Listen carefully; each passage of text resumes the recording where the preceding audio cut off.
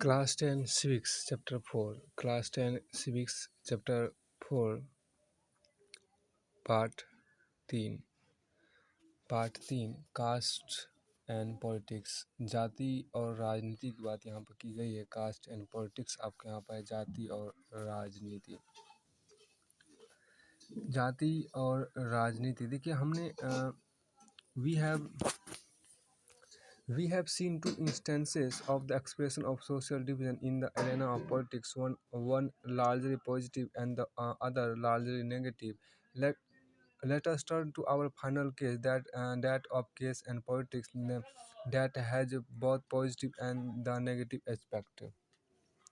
हमने राजनीति में सामाजिक विभाजन की दो अभिव्यक्तियां देखी। इनमें से एक मोटे तौर पर सकारात्मक, इनमें से एक आपको मोटे तौर पर आपको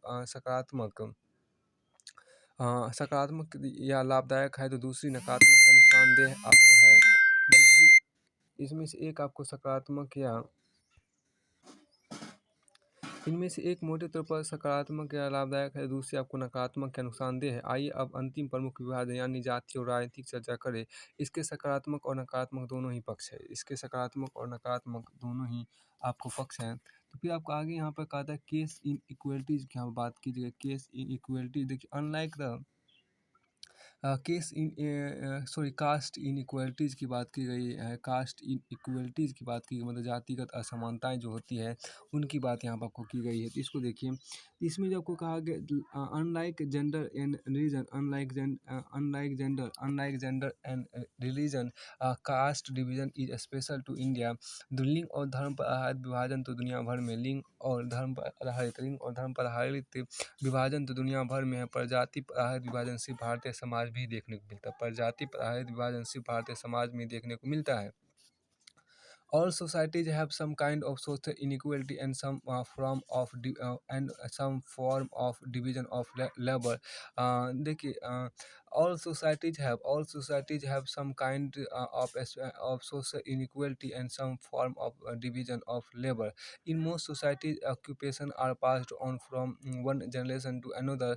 Caste system is an extreme form. Caste system is an extreme form of this. What makes it different from other societies is that in this system, यहाँ जो आपको खास चीज़ आपको कही गई है, what makes it different from other societies is that in in system hereditary occupational division was sanctioned by rituals. यहाँ जो कहा गया देखिए सभी समाजों में कुछ सामाजिक असमानताएं और एक तरह का श्रम का विभाजन मौजूद होता है। अधिकतर समाजों में पेशा परिवार की एक पीढ़ी से दूसरी पीढ़ी में जाता है, लेकिन जाति व्यवस्था इसका एक अतिवादी और अस्थायी रूप है। अन्य समाजों में देखिए अन्य समाजों में मौजूद समानताओं से यह खास अर्थ में भिन्न है। इसमें पेशा के वंशानुगत विभाजन को रीति रिवाजों की मान्यता प्राप्त है। आगे कहते हैं members of the same caste group were supposed to form a social community and that practice the same or similar occupation, married within the caste group and did not eat with members from other caste group.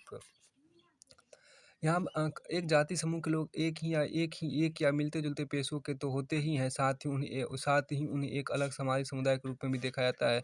उनमें आपस में ही बेटी रोटी अर्थात शादी और खान पान का संबंध रहता है। अन्य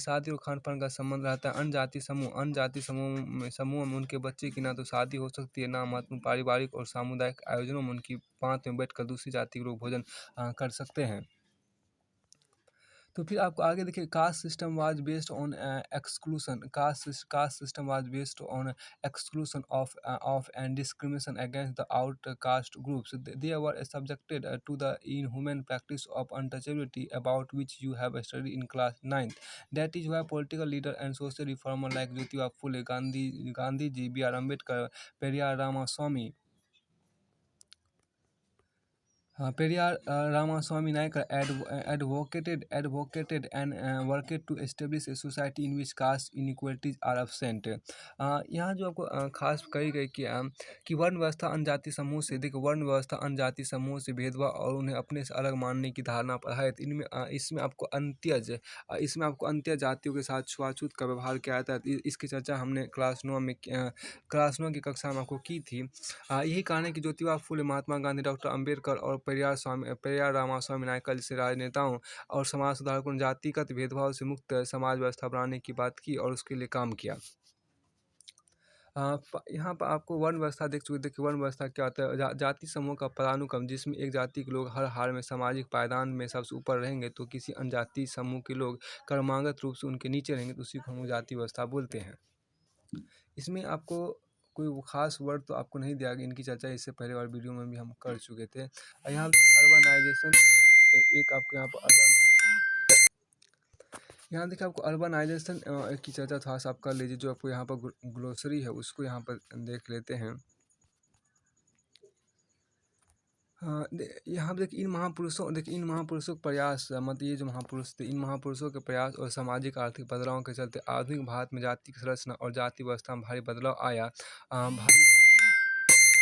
भारी बदलाव आपको आया। इन महापुरुषों के प्रयासों और सामाजिक आर्थिक बदलावों के चलते आधुनिक भारत में जाति की संरचना और जाति व्यवस्था में भारी बदलाव आया। आर्थिक विकास, शहरीकरण, साक्षरता और शिक्षा के विकास से विकास, पेशा चुनने की आज़ादी और गांव में जमींदारी व्यवस्था कमजोर पड़ने, जाति व्यवस्था के पुराने स्वरूप और वर्ण व्यवस्था पर टिकी मानसिकता में बदलाव आ रहा है।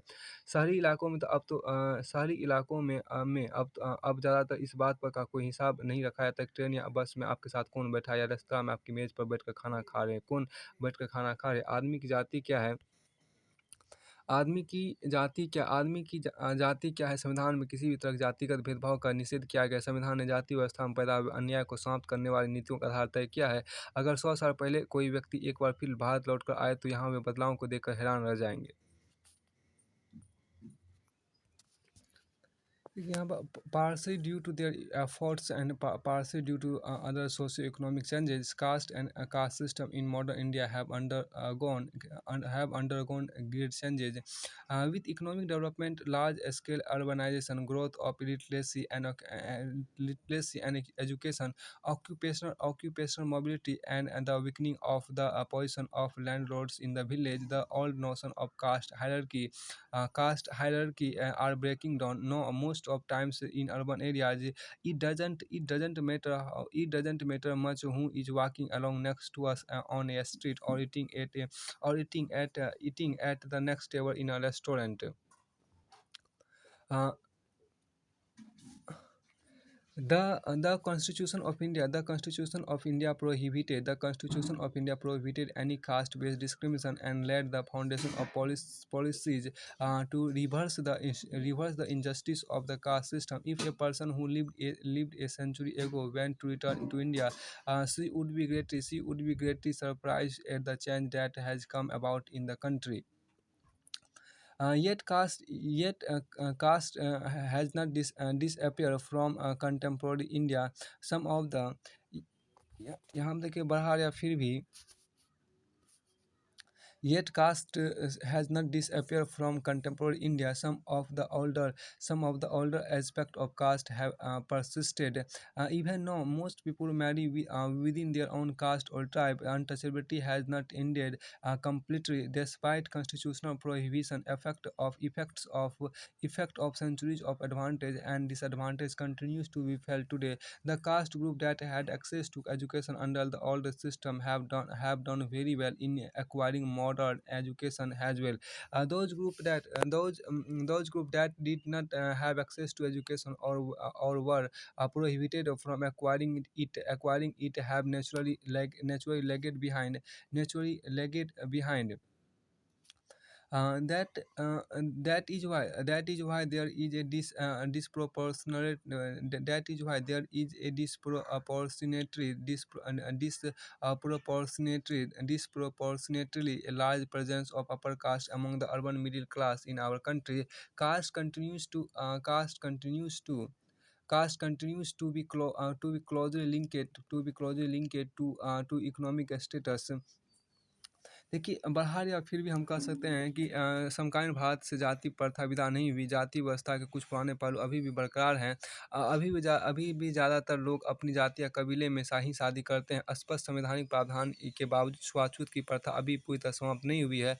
जाति व्यवस्था के अंतर्गत सदियों से कुछ समूहों को लाभ की स्थिति में तो कुछ समूहों को दबा कर रखा गया है। इसका प्रभाव सदियों बाद आज तक नजर आता है। जिन जातियों में पहले से ही पढ़ाई-लिखाई का चलन मौजूद था और जिनकी शिक्षा व पकड़ थी, आधुनिक शिक्षा व्यवस्था में उन्हीं का आपको बोलबाला है। उन्हीं का बोलबाला जिन जातियों को पहले शिक्षा से वंचित रखा जाता था, उनके सदस्य अभी भी स्वाभाविक और तौर पर पिछड़े हुए हैं। यही कारण है कि शहरी मध्यम वर्ग में अगली जाति के लोगों का अनुपात असमान रूप से काफ़ी ज़्यादा है। जाति और आर्थिक हैसियत में काफ़ी निकट का संबंध है। अब आप यहाँ देखिए क्या कास्ट इन पॉलिटिक्स की बात की गई है। कास्ट इन द पॉलिटिक्स में जो आप यहाँ पे उसको देखिए, मतलब आपको राजनीति में कास्ट इन पॉलिटिक्स, राजनीति में जाति की बात यहाँ पर की गई है। देखिए यहाँ पर जो कहा गया as the case of communalism, caste is rooted in the belief that caste is the sole basis of social community. According to this way of thinking, people belonging to the same caste belong to a natural social community and have the same interest with which um, s- bel- um, and have the same interest which they don't share, with anyone from another caste. As we saw in the case of communalism, such a belief is not borne out by our experience. Caste is one aspect of our experience, but it is not the only relevant or the most important aspect. Caste can take various forms in politics. अब यहाँ पर देखिए कि सांप्रदायिकता, देखिए सांप्रदायिकता की तरह जातिवाद भी इस मान्यता पर आधारित है कि जाति ही समाजी समुदाय गठन का एकमात्र आधार है। इस चिंतन पर ये बहुत अच्छी है कि सांप्रदायिकता की तरह जातिवाद भी इस मान्यता पर आधारित है कि जाति ही सामाजिक समुदाय के गठन का एकमात्र आधार है। इस चिंतन पद्धति के अनुसार एक जाति के लोग एक स्वाभाविक सामाजिक समुदाय का निर्माण करते हैं और उनके हित एक जैसे होते हैं, तथा दूसरी जाति के लोगों से उनके हितों का कोई मेल नहीं होता है। जैसा कि हमने सांप्रदायिकता के मामले में देखा, यह मान्यता हमारे अनुभव से पुष्ट नहीं होती है। हमारे अनुभव बताते हैं कि जाति हमारे जीवन का एक पहलू जरूर है, लेकिन यही एकमात्र या सबसे ज़्यादा महत्वपूर्ण पहलू नहीं है। राजनीति में आपको जाति अनेक रूप ले सकती है। यहाँ पर आपको देखिए कहा when parties choose candidate in election, they keep in mind the caste composition of the electorate and nominate a candidate from different caste so as to muster necessary support to win election. When government are formed, political parties usually take care that representatives of different caste and tribes find a place in it. यहाँ देखिए जब पार्टियां चुनाव के उम्मीदवारों के नाम तय करती है तो चुनाव क्षेत्र के मतदाताओं की जातियां तो चुनाव क्षेत्र के मतदाताओं की जातियों का हिसाब ध्यान में रखती है ताकि उन्हें चुनाव जीतने में जरूरी वोट मिल जाए। जब सरकार का गठन किया जाता है तो राजनीतिक दल इस बात का ध्यान रखते हैं कि उसमें विभिन्न जातियों और कबीलों के लोगों को उचित जगह दी जाए। फिर आपको आगे यहाँ पे है, इस चीज़ को हम बाद में देख लेंगे। देखिए पॉलिटिकल पार्टीज जो यहाँ पर कहा, political parties in election make appeals to caste sentiments to muster support. Some political parties are known to favor some caste and are seen as their representatives. अभी यहाँ पर जो कहा, देखिए राजनीतिक पार्टियां और उम्मीदवार समर्थन हासिल करने के लिए जातिगत भावना को उकसाते हैं। कुछ जातियों के मददगार और प्रतिनिधि के रूप में देखा जाता है। आगे देखिए universal adult franchise and the principle of one person one vote compelled political leaders to gear up to the task of mobilizing and securing political support. It also brought new consciousness among the people of caste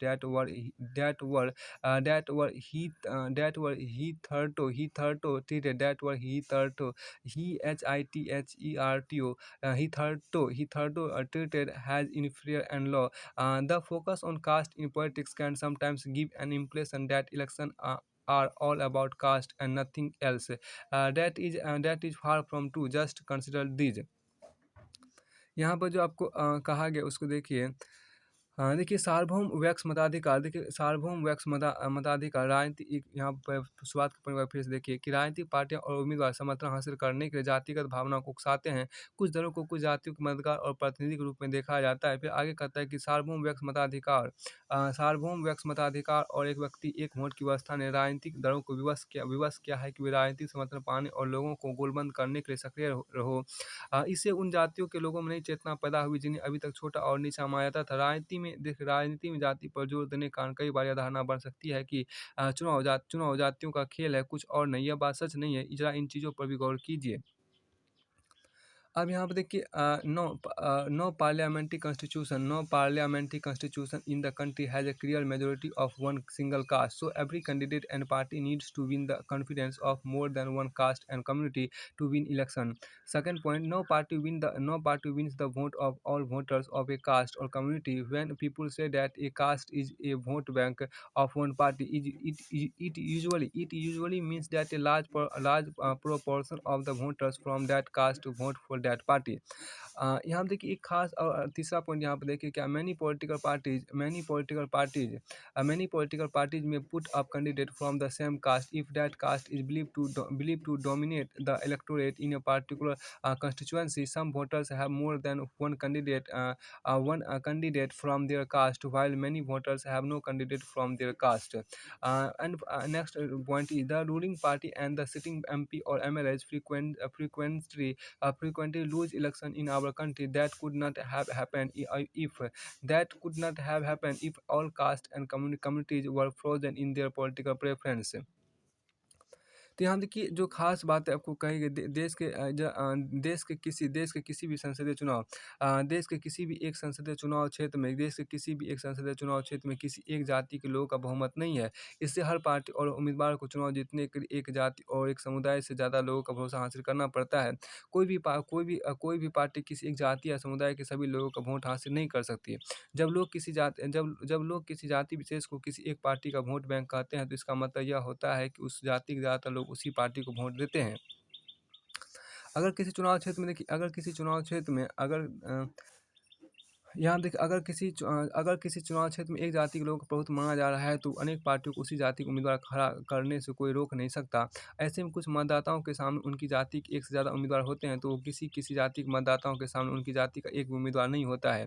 हमारे देश में सत्तारूढ़ दल वर्तमान सांसदों और विधायकों को हार का सामना करना पड़ता। अगर जाति और समुदाय की राजनीति पसंद एक ही होती तो ऐसा संभव नहीं हो पाता। तो यहाँ पर आपको कहा गया that could not have happened if all caste and communities were frozen in their political preference.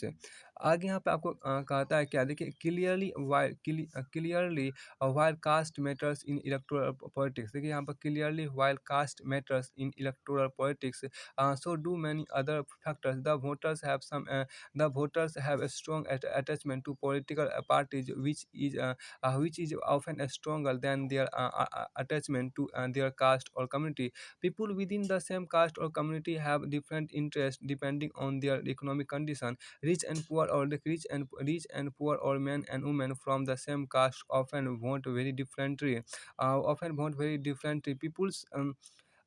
People's assessment of the performance of the government and the popularity rating of the leaders and the popularity rating of the leaders matter and are often decisive in election.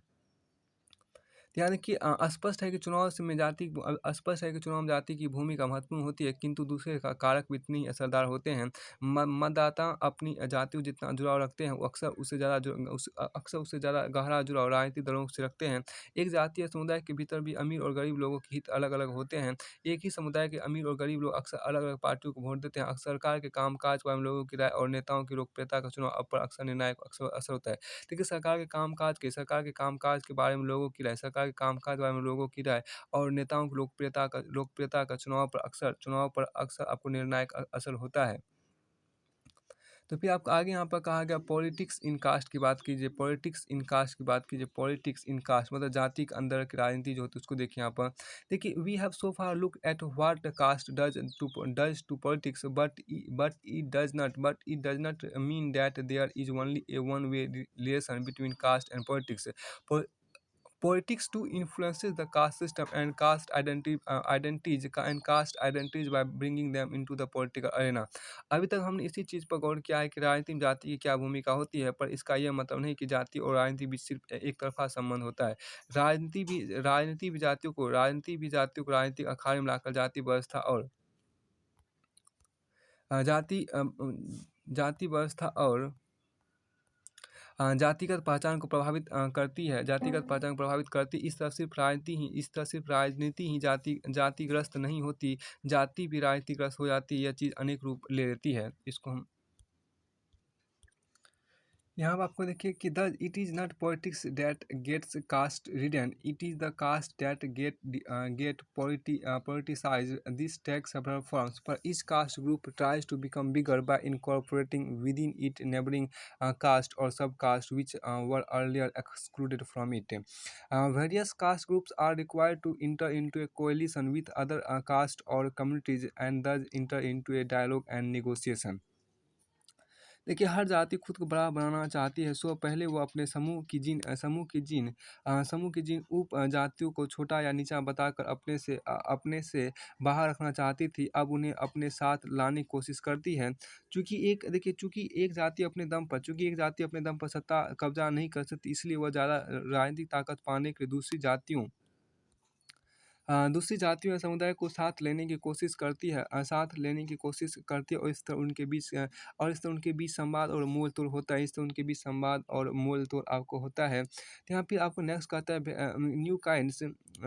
New kinds of caste groups have come up in the political Arena like backward and forward caste group. देखिए राजनीति में नई किस्म की जातिगत गोलबंदी भी हुई है, जैसे अगड़ा और पिछड़ा जाति। देखिए does caste play different kinds of role in politics? Does caste play different kinds of role in politics? In politics, in some situation, expression of differences in politics gives many disadvantaged communities the space to demand their share of power. In this sense, caste politics has helped people from the Dalits and OBC caste to gain better access to decision making. Several political and non-political organizations have been demanding and agitating for an into discrimination against particular caste for more dignity and more access to land resource and opportunities. यहाँ पे आपको देखिए कहा कि इस प्रकार जाति राजनीति में कई तरह की भूमिकाएं निभाती है और एक तरह से यही चीज़ें दुनिया भर की राजनीति में चलती है। दुनिया भर में राजनीतिक पार्टियां वोट पाने के लिए सामाजिक समूह और समुदायों को गोलबंद करने का प्रयास करती है। कुछ खास स्थितियों में राजनीति में जातिगत विभिन्नता और असमानताएं वंचित और कमजोर समुदायों को अपनी बातें आगे बढ़ाने और सत्ता में अपनी हिस्सेदारी मांगने की गुंजाइश भी पैदा करती है। इस अर्थ में जातिगत राजनीति ने दलित और पिछड़ी जाति के लोगों के लिए सत्ता तक पहुंचने तथा निर्णय प्रक्रिया को बेहतर ढंग से प्रभावित करने की स्थिति भी पैदा की है। अनेक पार्टियों और गैर राजनीतिक संगठन खास जातियों के खिलाफ भेदभाव समाप्त करने, उनके साथ ज़्यादा सम्मानजनक व्यवहार करने, उनके लिए ज़मीन जायदाद और अवसर उपलब्ध कराने की मांग को लेकर आंदोलन करते रहे हैं। पर इसके साथ यह भी सच है कि सिर्फ जाति पर जोर देना नुकसानदेह हो सकता है। यहाँ पे जो कहा गया, देखिए यहाँ पर जो आपको है देखिए सिर्फ नुकसानदेह आपको हो सकता है, सिर्फ जातियों पर जो नुकसानदेह हो सकता है, जैसा कि धर्म के मसले से स्पष्ट होता है कि सिर्फ जातिगत पहचान पर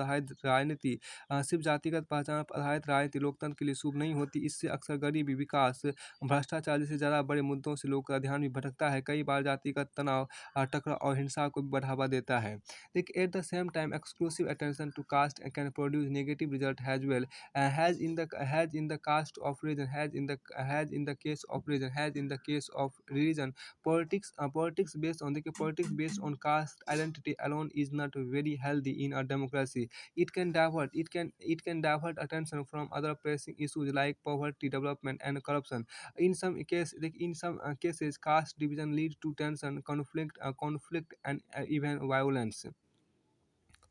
तो यहाँ पर आपको इस तरह से देखिए ये जो था चीज़ें आपको पूरी तरह से फिनिश होता है, लेकिन कुछ खास बातों को हम फिर से एक बार देखते हैं। जो कुछ पॉइंट मिस हो गया उनको यहाँ पर देखिए, एक इमेज यहाँ पर आपको दिया गया, उस इमेज को देखते हैं, इमेज आखिर किस चीज़ का है। ये आपको रंग भेद की एक जो अपार्थ मतलब आपके यहाँ पर जो एक रंग भेद का जो इमेज था ये यहाँ पर शो किया गया है। इस मुल्क में पैदा होना, देखिए ये यहाँ पर इसका मेंशन आपको क्या, इस मुल्क में पैदा होने की गलती करने वालों, देखिए you who have made the mistake, those who leave for foreign land से चले जाते हैं जो विदेश। देखिए बहुत अच्छी बात है, यहाँ पे इसके हिंदी वर्जन में लिखा गया, ये आपको अपार्थीय मतलब यहाँ पर हो गया अपार्थीय मतलब रंग भेद जिसे बोलते हैं उसको यहाँ पे देखिए देखिए इस मुल्क में पैदा होने की गलती करने वाले, you who have made the mistake, you who have made the mistake.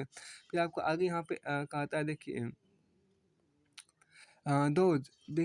those who live for foreign lands, embrace other tongues, dress in alien grave, and forget this country, them I salute। देखिए यहाँ पे जो आपको इसको था, इस मुल्क में पैदा होने की गलती करने वालों चले जाते हैं जो विदेश, बोलते हैं पराई भाषा, पहनते हैं अजनबी पोशाक और भूल जाते इस मुल्क को, उन्हें मेरा सलाम, and those who देखिए and those who don't forget and don't change even after being beaten up for centuries, such hypocrites I ask, what will you say if someone asks you what is untouchability? Is it eternal like God?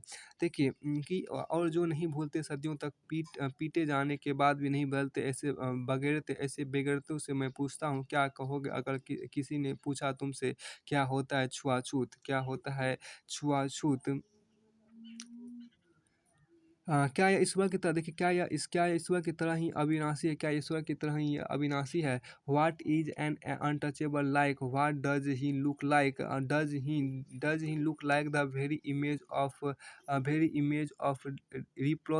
leprosy, or like the prophet's enemy? Does he look like a heretic, a sinner, a profligate, or an atheist? Tell me, what will your answer be? What will your answer be? Will you reply without hesitation, untouchable? That's me. That's why I say you who have made the mistake of being born in this country must know rectify it. Leave the country. Either leave the country, ये आपको बागुल ने लिखा, translated bye विलास सारंग ने इसको translate किया था। आगे आप देखिए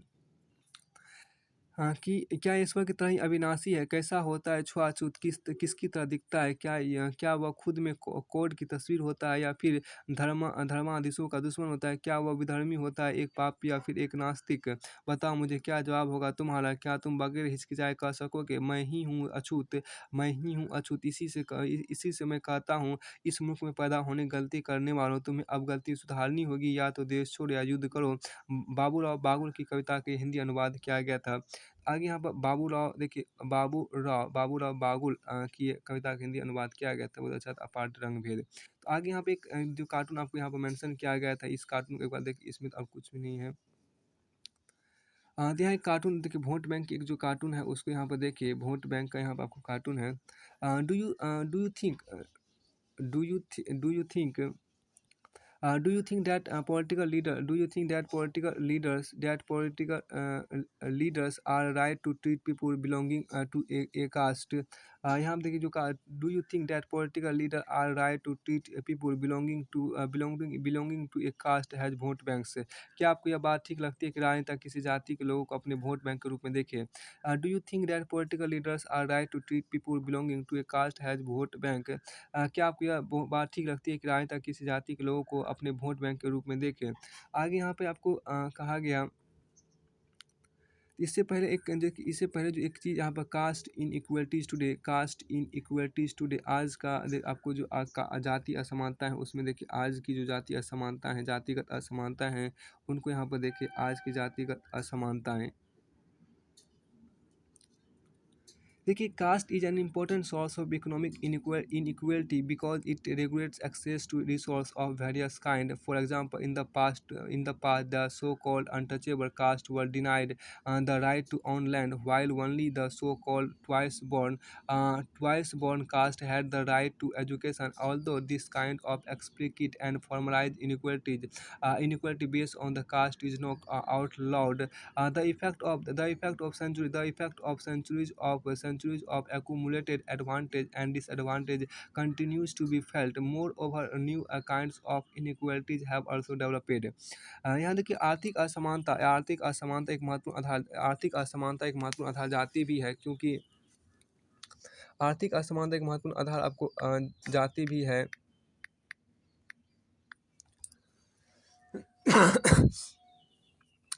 आर्थिक असमानता की एक महत्वपूर्ण आधार जाति भी है, क्योंकि इससे विभिन्न संसाधनों तक लोगों की पहुंच निर्धारित होती है। उदाहरण के पर अछूत कही जाने वाली जातियों के लोगों को जमीन रखने का अधिकार नहीं था, जबकि कथित द्विज जातियों को ही शिक्षा पाने का अधिकार था। आज जाति पर आधारित इस किस्म की औपचारिक और प्रकट असमानता तो गैर कानूनी हो गई, पर सदियों से जिस व्यवस्था ने कुछ समूह को लाभ या घाटे की स्थिति में बनाए रखा है, उसका संचित असर अभी भी महसूस किया जा सकता है। इतना ही नहीं, इस बीच नई तरह की असमानताएं भी उभरी है। देखिए, the relationship between caste and economic status has certainly change a lot today. It is possible to find very rich and very poor people in every caste whether low or high. This was not true even 20 or 30 years ago. Uh, it was very rare indeed to find rich people among the lowest caste among the lowest caste. However, has this evidence from the National Sample Survey shows caste continues to be very strongly linked to the economic status in many important ways. The first way, the average economic status measured by criteria like monthly consumption expenditure of caste group still follows the old hierarchy. The upper caste and best of the Dalit and Adivasis are worst off, and the backward classes are in between. Second, although every caste has some poor members, the